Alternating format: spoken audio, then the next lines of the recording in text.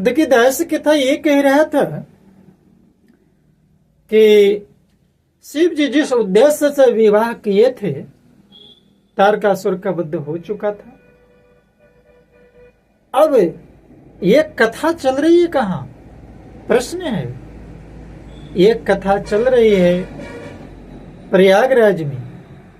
कथा कहने वाले कौन हैं? कथा कहने वाले याज्ञवल्क्य ऋषि हैं। श्रोता के रूप में सुनने वाले हैं भरद्वाज मुनि। आप देखिए, याज्ञवल्क्य ऋषि कहते हैं कि गिरजापति महादेव जी का चरित्र समुद्र के समान अपार है और उसका पार वेद भी नहीं जान पाते हैं। तब अत्यंत मंद बुद्धि और गंवार क्या कह पाएगा तुलसीदास? ये बात दास पिछले एपिसोड में कह पाया है।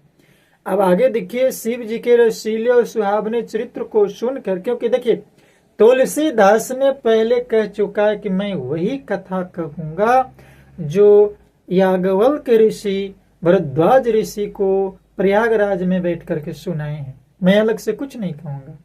दास कहता है कि मैं वही कथा सुना रहा हूं जो गोस्वामी तुलसीदास ने काशी में 80 घाट पर बैठ करके और कथा गंगा मैया की धारा को या संत समाज को सुनाई। भरद्वाज मुनि बहुत सुख पाया तथा कथा सुनने की उनकी लालसा बहुत बढ़ गई और बढ़ गई। नेत्रों में जल भर आया और रोमावली खड़ी हो गई। वे प्रेम में मुग्ध हो गए, मुख से वाणी नहीं निकली। उनके यह दशा देखकर ज्ञानी मुनि याज्ञवल्क्य जी बोले कि हे मुनीश, तुम्हारा जन्म धन्य है। तुमको गौरीपति शिव जी के कथा यानी शिव जी प्राणों के समान प्रिय हैं।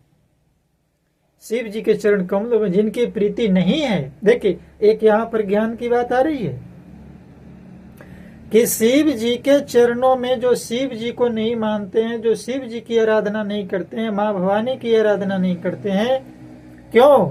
कि वो एक त्रिलोकी नाथ है, वो भूतों के नाथ है, कालों के महाकाल है। और शिव जी हमेशा यदि किन्हीं का नाम लेते हैं तो पूरे ब्रह्मांड में सबसे बड़ा राम के जापक यदि हैं तो भगवान शिव हैं। और शिव जी हमेशा राम राम का जप करते हैं।